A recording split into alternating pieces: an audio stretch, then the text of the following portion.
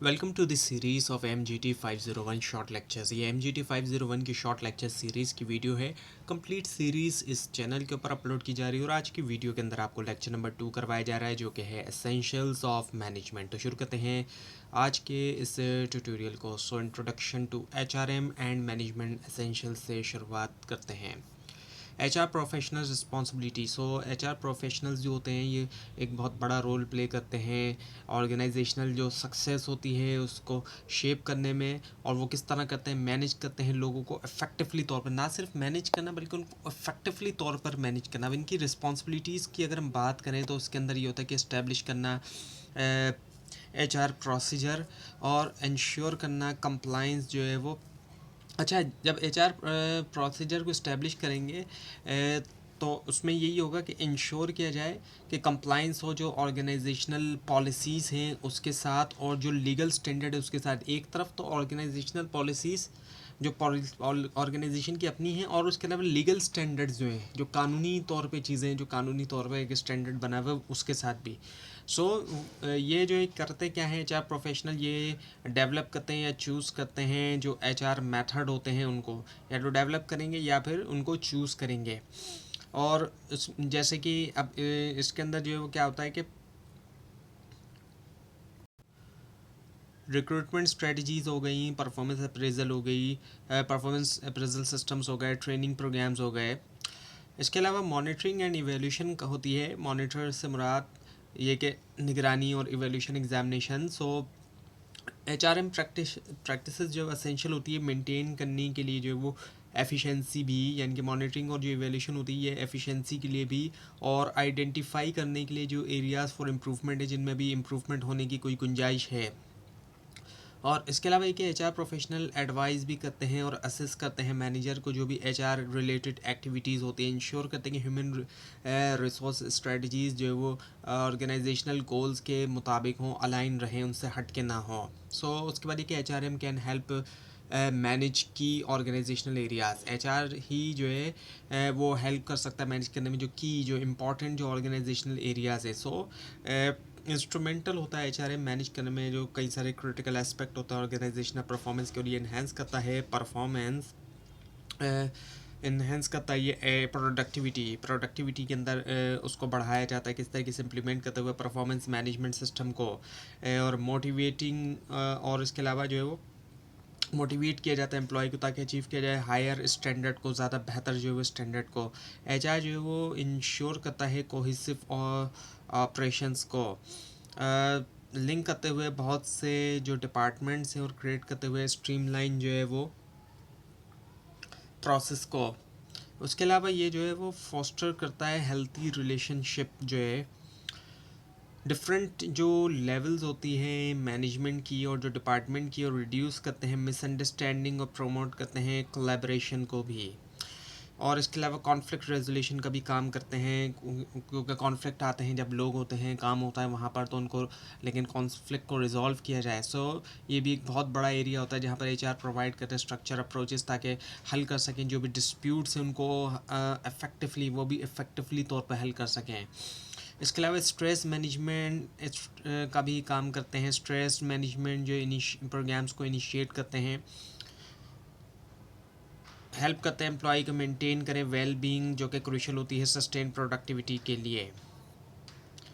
और इसके अलावा इनके जो डिज़ाइन रिवार्ड्स सिस्टम होते हैं मोटिवेट करते हैं एम्प्लॉयज़ को, रीइंफोर्स करते हैं पॉजिटिव बिहेवियर, और जो है वो ड्राइव करते हैं organisational success. Now importance of HRM in organisation. अब इनकी इंपॉर्टेंस की अगर हम बात करें तो ये इम्पॉर्टेंट क्यों हैं। सो कई सारी वजूहात हैं, तो उन्हीं में से कुछ अहम जो हैं उनको देखते हैं। सो ये HRM जो है वो ज़रूरी होता है क्योंकि हर मैनेजर रिगार्डलेस के उसका डिपार्टमेंट वो ह्यूमन रिसोर्स से डील कर रहा है। तमाम जितने भी मैनेजर होते हैं ह्यूमन रिसोर्स से तो डील करना उसका काम होता है, जो लोग होते हैं काम करने वाले उनसे उस डील करना उसका काम होता है।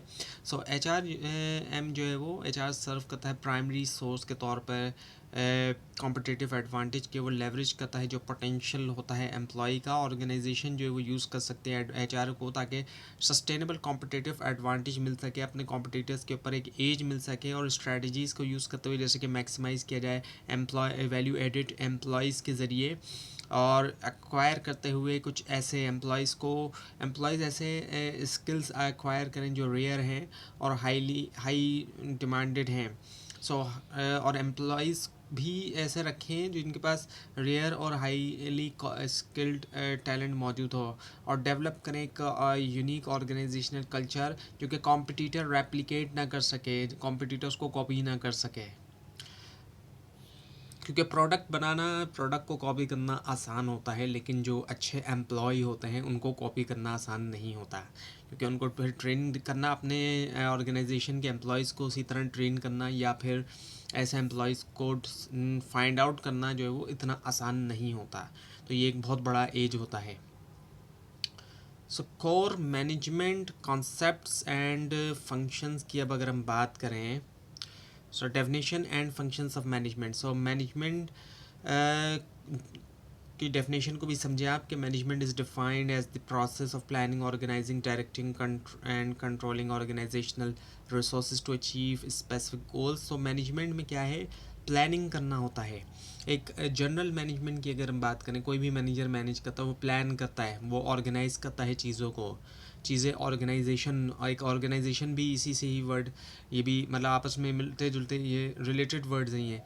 सो ऑर्गेनाइज करता है वो चीज़ों को, डायरेक्ट करता है और कंट्रोल भी करता है वो रिसोर्सेज को, ताकि ऑर्गेनाइजेशनल गोल्स को पूरा किया जा सके। असल मकसद तो ऑर्गेनाइजेशनल गोल्स को पूरा करना होता है। तमाम चीज़ इसलिए की जाती है ताकि ऑर्गेनाइजेशनल गोल्स पूरे हों, अगर नहीं हो रहे तो मैनेजमेंट अच्छी तरह काम नहीं कर पा रही।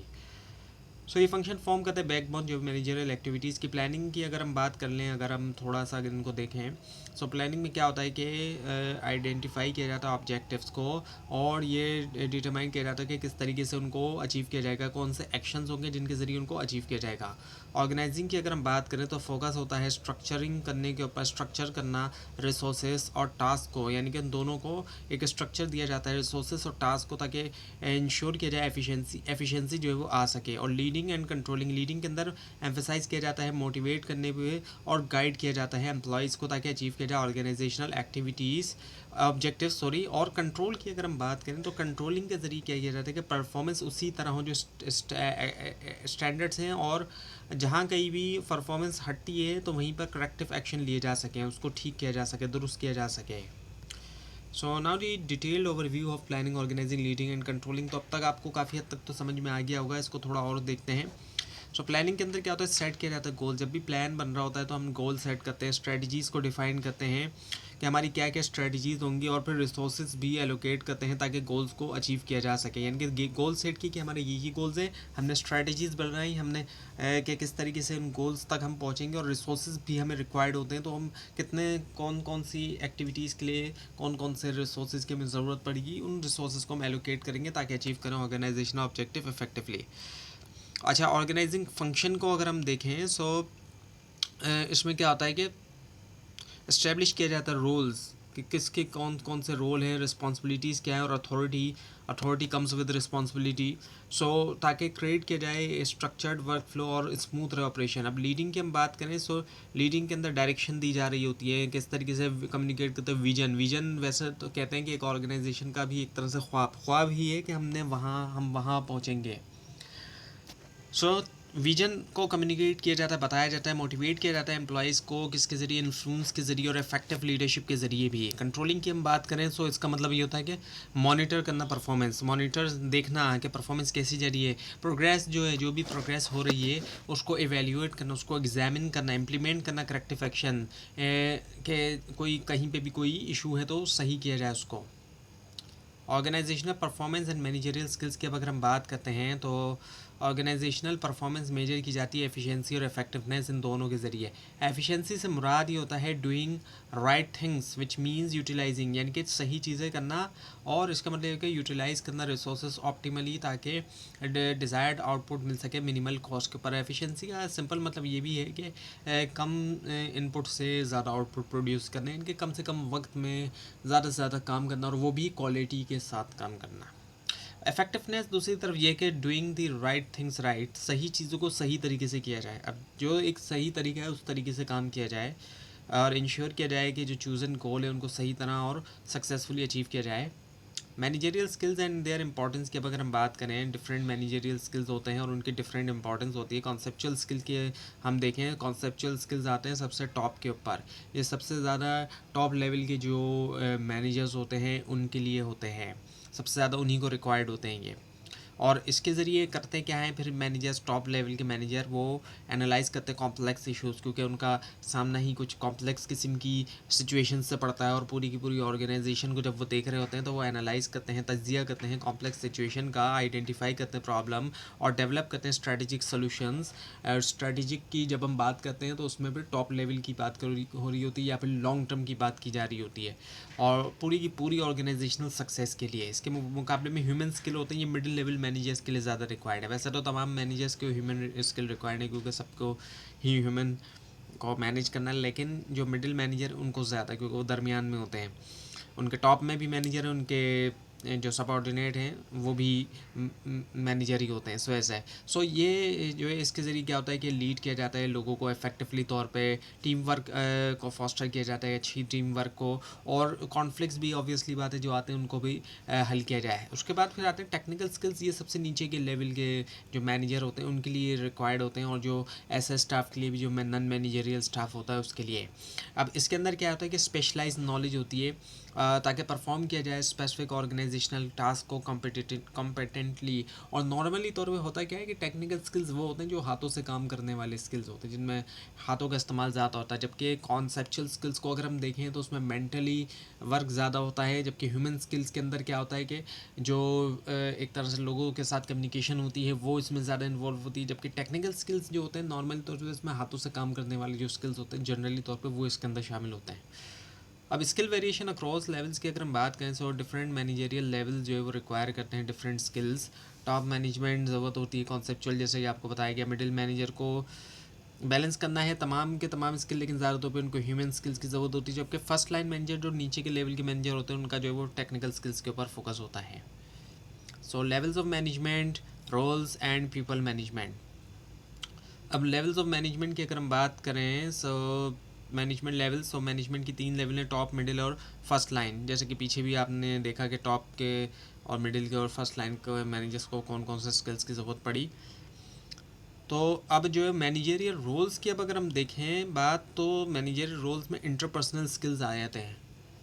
इंटरपर्सनल स्किल्स होते हैं इन्फॉर्मेशनल डिसीजनल। इंटरपर्सनल में जो है वो क्या होता है कि फिगर हेड का रोल प्ले कर रहा होता है एक मैनेजर। एक वो फिगर हेड होता है, लीडर का भी रोल प्ले करता है। लिजान लिजान यानी कि एक ब्रिज का वो काम कर रहा होता है, और फोकस होता है रिलेशनशिप बिल्ड और रिप्रेजेंटेशन में।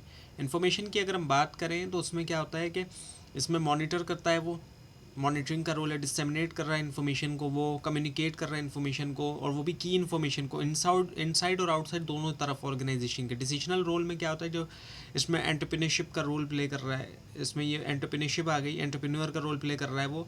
डिस्टर्बेंस कहीं पर है, और ऑब्वियसली बात है हर जगह डिस्टर्बेंस थोड़ी बहुत तो होती है, उसको हैंडल किया जाए, रिसोर्सेज को एलोकेट किया जाए, कहाँ कौन से रिसोर्स की ज़रूरत है, और नेगोशिएट किया जाए, पार्टीज से नेगोशिएट किया जाए।